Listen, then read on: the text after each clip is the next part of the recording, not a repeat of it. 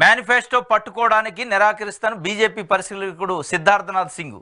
ఇగో ఇస్తాండి ఈ పక్కన ఎవరు, ఈయన పవన్ కళ్యాణ్ మేనిఫెస్టో పట్టుకుంటూ, చంద్రబాబు నాయుడు గారు పట్టుకుంటూ, పక్కన ఇంకొక ఆయన వచ్చి ఈయన సిద్ధార్థ సింగ్ బీజేపీ రాష్ట్ర పరిశీలకుడు, ఏదో మొత్తానికి ఎన్నికల ఇన్ఛార్జ్.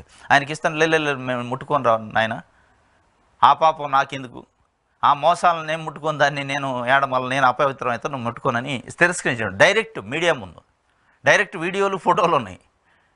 నిర్ద్వందంగా దోసిపుచ్చిండు, నెట్టేసిండు పక్కకి.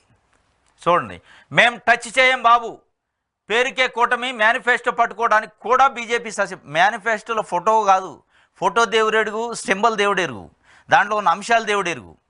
దాని ముందు ఆ కాపీని ముట్టుకోవడానికి కూడా ముట్టుకోవాలి. ఒక అంటరాని దాని లెక్క ఆ మేనిఫెస్టో అంటరానిది, దాన్ని మేము ముట్టుకోము. ఎందుకు అంటరానిదంటే నువ్వు దాంట్లో అన్ని కుట్రలు మోసాలు చేసే పనులు చెప్పలేదు, అన్నీ మోసం చేయడానికి జనాన్ని దగా చేసే హామీలు అయ్యి ఆ దగాలో మేము పాలు పంచుకోము, ముట్టుకుంటే మళ్ళీ అది మాకంటిది, ఆ పేరు మేమేడ మోసామని స్పష్టంగా వాళ్ళు చెప్పినట్టుంది. చూడండి, మేము టచ్ చేయం బాబు, పేరుకే కూటమి, మేనిఫెస్టో పట్టుకోవడానికి కూడా బీజేపీ ససేమేరా, మోదీ ఫోటో పెట్టేందుకు కూడా నో, బాబుకు విశ్వసనీయత లేదని సంకేతాలు.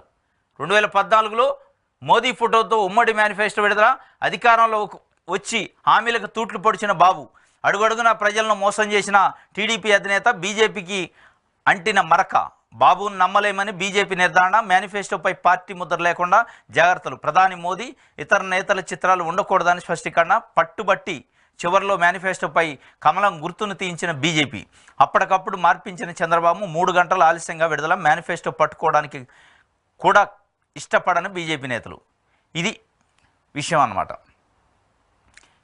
అంటే చంద్రబాబు నాయుడు గారు ఈ కూటమి అసలు ఎంత విశ్వసనీయతగా ఉంది, ఈ కూటమి ఎంత ఇష్టంగా ఏర్పడది, ఎవరి కోసం ఏర్పడది, వీళ్ళు పదే పదే చంద్రబాబు నాయుడు గారు చెబుతారు. ఏపీలో ఉన్న ప్రజలను గెలిపించడానికి ఈ కూటమి, ఏపీని గెలిపించడానికి ఈ కూటమి.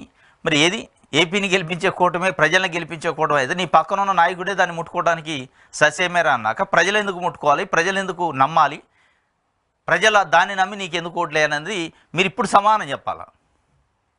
లేదు మాకు మద్దతు ఇచ్చినట్టు ప్రెస్లో చెప్పినట్టు మరి పట్టుకోవడానికి ఏమవుతుంది? ఇది అసలు ఇది చూస్తే ఊర్లలో జరిగే ఒక సామెత గుర్తొస్తుంది. ఈ ఈ ఫోటో వ్యవహారం చూస్తే ఊర్లలో చిన్న చిన్న పంచాయతీలు జరుగుతాయి.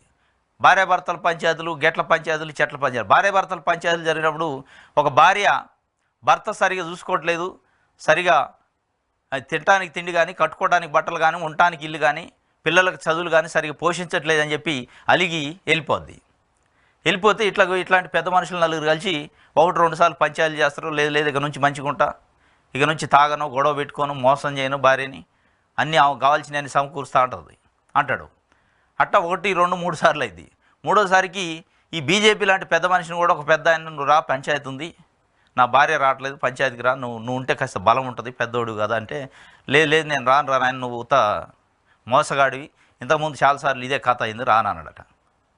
అంటే లేదు ఈసారి అని కాళ్ళ ఎలబడి మొత్తానికైతే పెద్ద మనిషిని పట్టుబడి, ఆ పెద్ద మనిషి చెప్పిండాడు పోయేటప్పుడు, మళ్ళీ నన్ను అడిగిపోయి ఇరికిచ్చి సంతకాలు గింతకాలంటే నేను బెటర్ను బాబు, ఉట్టికి వచ్చి నిలబడమంటే నిలబడతా అంటే, రా ఉట్టికి వచ్చాను నిలబడి, మా పక్కన బలం అన్న ఉంటుంది, పెద్దోడు అంటే వచ్చిండట.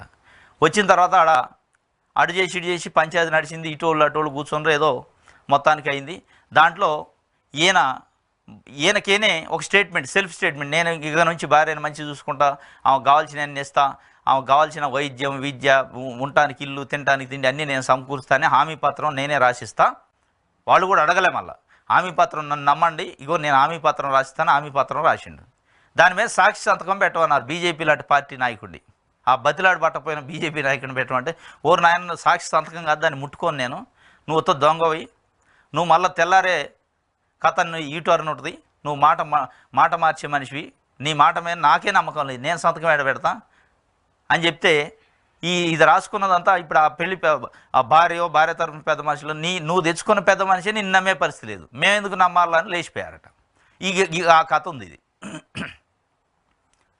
ఈయన తెచ్చుకున్న పెద్ద మనిషి, ఈయన పెట్టుకున్న పొత్తులో ఉన్న పార్టీయే ముట్టుకునే పరిస్థితి లేనప్పుడు ప్రజలు ఎందుకు నమ్మాలా?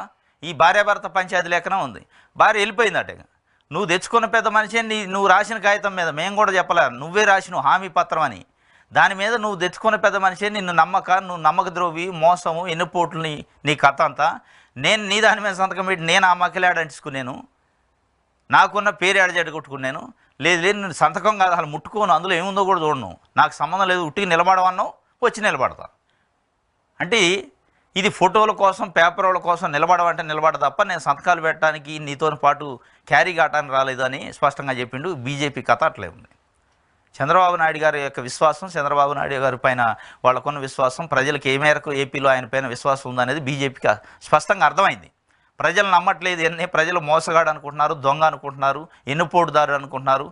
కాబట్టి మనం మళ్ళీ ఆ మాకిలో మనం ఏడంచుకుందామని వాళ్ళు చాలా దూరంగా గౌరవంగా పాపం లేదు లేదు నాయన నేను ముట్టుకోను రా నాయన పక్కకు పెట్టేసా అన్నాడట. ఇది కథ.